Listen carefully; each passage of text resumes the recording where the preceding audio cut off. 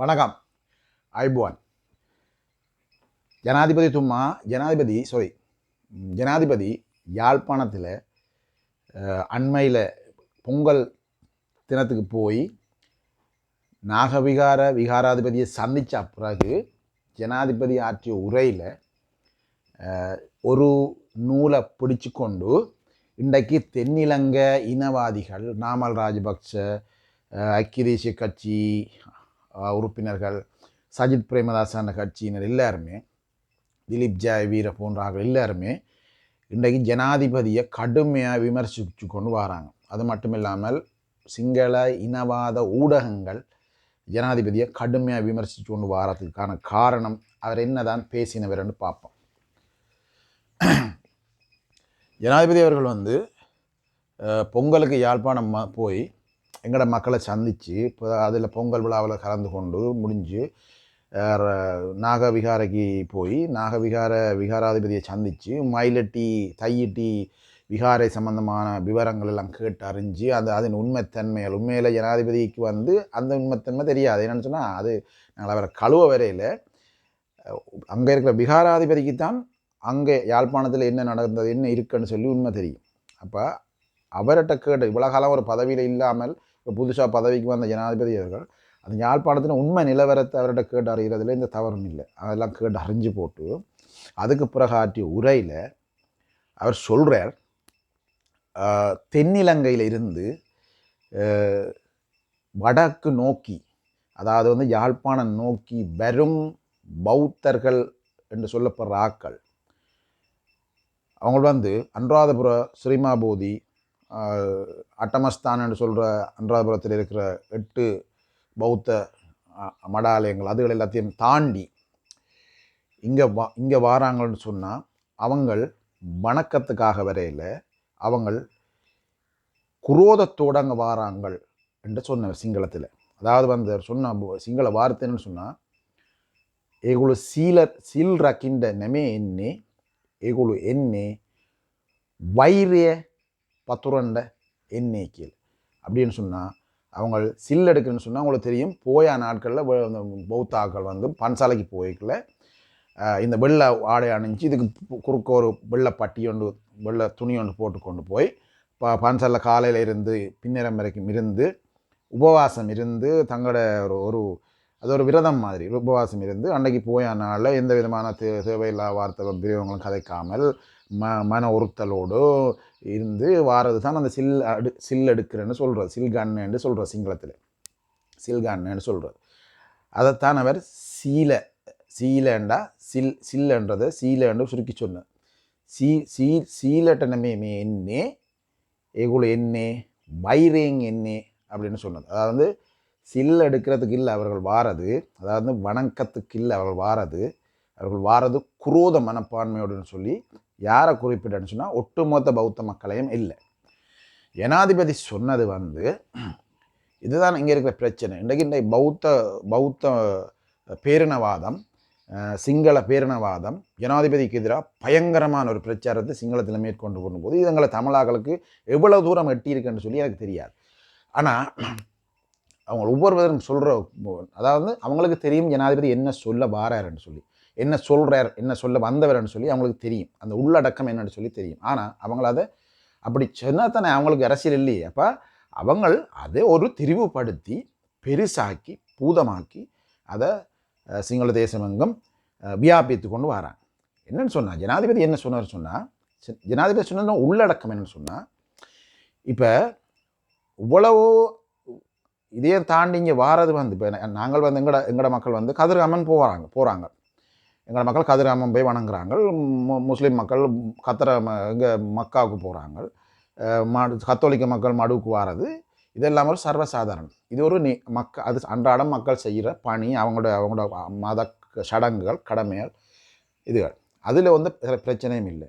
ஆனால் வடக்க நோக்கி திட்டமிட்ட வகையில் ஒரு சில பௌத்த பேரினவாத துறவிகளால் திட்டமிட்ட வகையில் சங்கிதானாத்மேன்னு சொல்லுவாங்க சிங்களத்தில். அதாவது திட்டமிட்ட வகையில் பஸ்களில் ஏற்றி அவங்களுக்கு உடைய செலவுகள் எல்லாம் கொடுத்து தையிட்டி கொண்டு வந்து இறக்கி இங்கே சில்லடுக்கு வச்சு இங்கே ஒரு தமிழ் மக்களை அதை கண்டு மிரட்சி அடைஞ்சு போராட்டம் பண்ணி அது ஒரு இனக்குரோதமாக ஒரு ஒரு ஒரு இனவாதமாக கட்டமைக்கிறதுக்கு அதை அப்போ அதுக்குள்ள இந்த அரசாங்கத்தை சிக்கப்பட வச்சு அரசாங்கம் பௌத்தர்களுக்கு விரோதமான அரசாங்கம்னு சொல்லி வெளியே காட்டுறதுக்கும் இந்த சிங்கள பேரினவாத மேலாண்மையை தமிழர்கள் மேலே திணிக்கிறதுக்கும் தமிழர்களை அச்சுறுத்துறதுக்கும் இந்த காணிகளை அபகரிக்கிற நோக்கத்தோடு இந்த ஒரு சில பிக்குகள் தென்னிலங்கையிலிருந்து கொண்டு வராங்க. அவர்களைத்தான் ஜனாதிபதி இலக்கு வச்சு இந்த கதையை சொன்னது. ஒட்டுமொத்த பௌத்தர்களே இல்லை. ஜனாதிபதி சொன்னதின் உள்ளடக்கம் இதுதான். அதாவது திட்டமிட்ட வகையில் இவங்க இங்கே கொண்டு வர்றது சில் ரக்கின்ற நெமே மேகுல என்ன குரோதயங்கேல் வைரியங்கேல் அப்படின்னா அவங்க வணங்கையில் வாரது வெஞ்சத்தோட குரோதத்தோட இங்கே வாரன்னு சொல்லியிருக்கிறார்.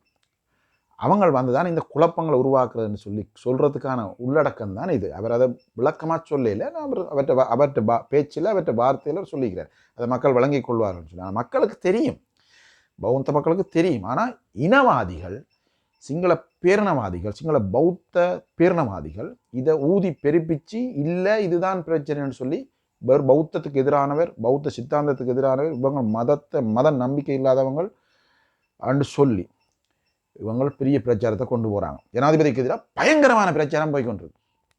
அது சிங்கள ஊடகங்களை பார்த்தவங்கள தெரியும்.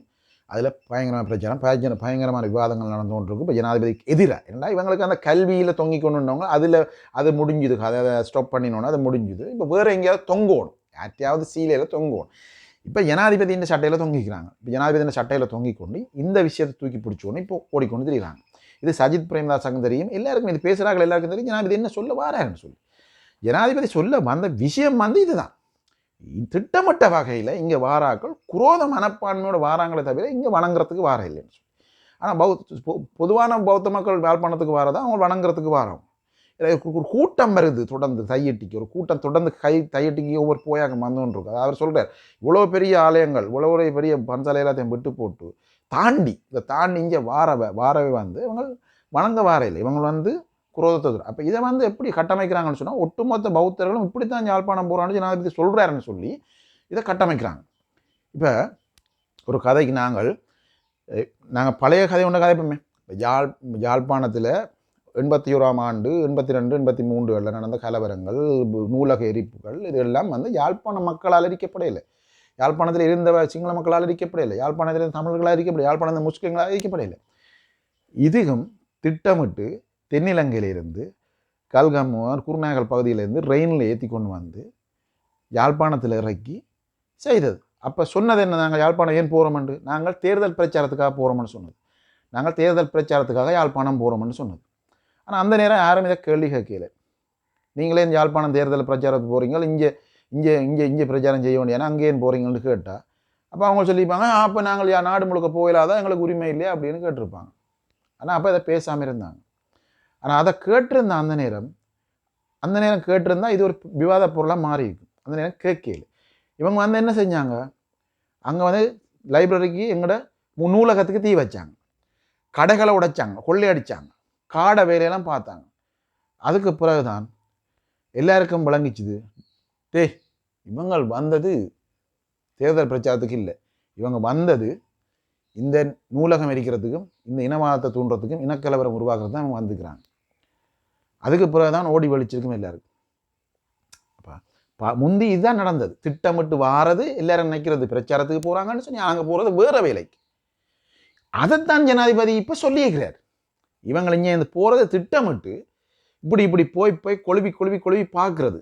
அப்போ எங்களோட மக்கள் தமிழ் தேசிய மக்கள் முன்னணி அவங்க எல்லாம் வந்து சண்டை பிடிப்பாங்க, உண்ணாவிரதம் இருப்பாங்க, ஊரில் இருப்பாங்க, போலீஸாரை கொண்டு அடித்து விரட்டலாம், நாங்கள் போவோம், எங்களை பிடிச்சி இழுப்பாங்க, பௌத்தருக்கு தேரருக்கு அடித்து போட்டாருன்னு ஒரு கலவரத்தை உண்டு பண்ணலாம். இப்படி அந்த என்னென்னு சொல்கிறது, கொழுவி பார்க்குறது, சண்டை பிடிக்கிறது.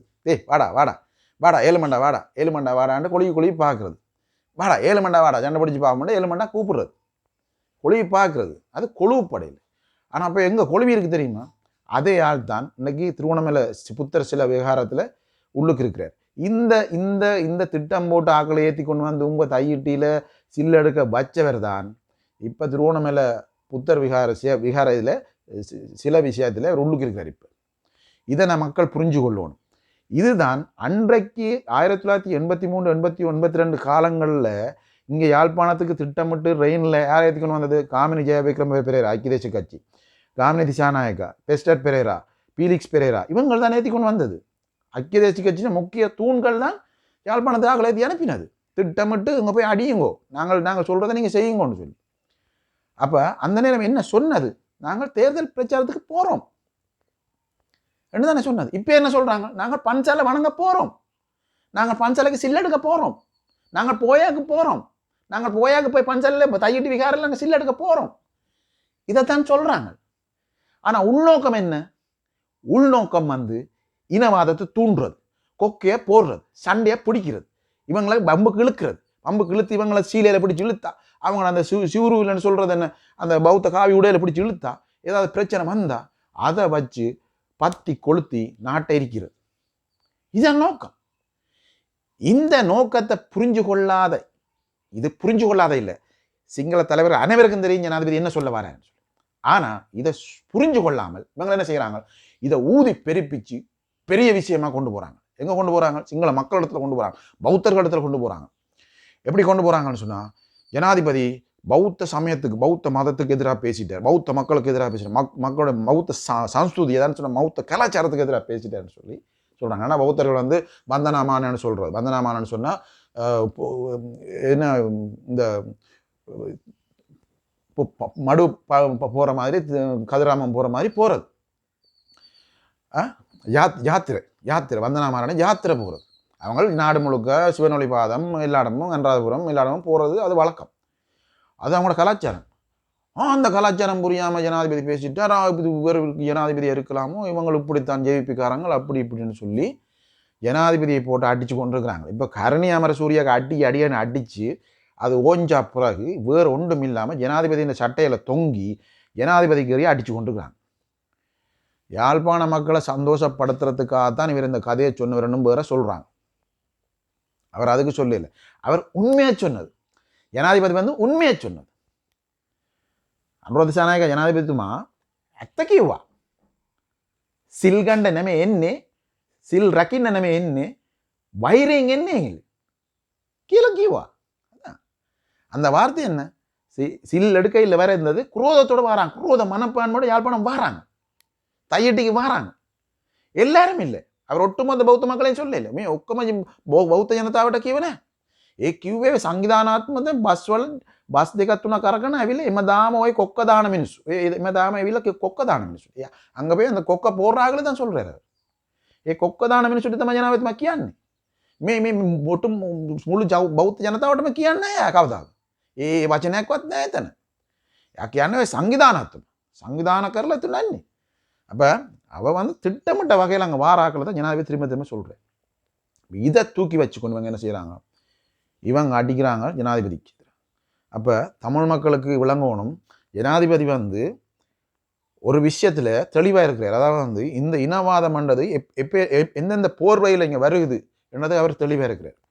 அதால் தான் அவர் சொல்கிறார், இங்கே வாராக்கள் வணக்கத்துக்கண்டு அதாவது திட்டமிட்டு வாராக்கள் வணக்கத்துக்கண்டு வாரன்னு சொல்லிக்கொண்டு வாரது குரோத மனப்பான்மையோட வாரதுன்னு சொல்லிக்கிறீங்க.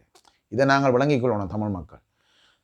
எங்களோட தமிழாக்கள் ஜனாதிபதிக்கு எதிராக பேசுகிறாக்களுக்கு ஜனாதிபதியே அந்த கட்சி அந்த அரசியல் அந்த அந்த அந்த ஆட்சியில் குறைபாடுகள் இருக்குது, அது வேறு விஷயம், அது விவாதத்துக்குரிய விஷயம். ஆனால் இந்த இவ்வளோ 76 வருஷம் ஆட்சியாளர்களோடு அதை ஒப்பிட்டு பார்க்கல இவங்கள் பெட்டர். இப்போ தமிழ் மக்கள் நிம்மதியாக இருக்கிறதுக்கான ஒரே காரணம் இந்த ஜனாதிபதி. அப்போ நிறைய விஷயங்கள் செய்து கொண்டு வராங்க, இன்னும் நிறைய செய்ய போகிறாங்க. அப்போ அவர் கட்டங்கட்டமாக சிங்கள மக்களுக்கு மண்டையில் போட்டு கொண்டு வரார் இந்த இனவாதிகளை பற்றிய சிந்தனைகள்.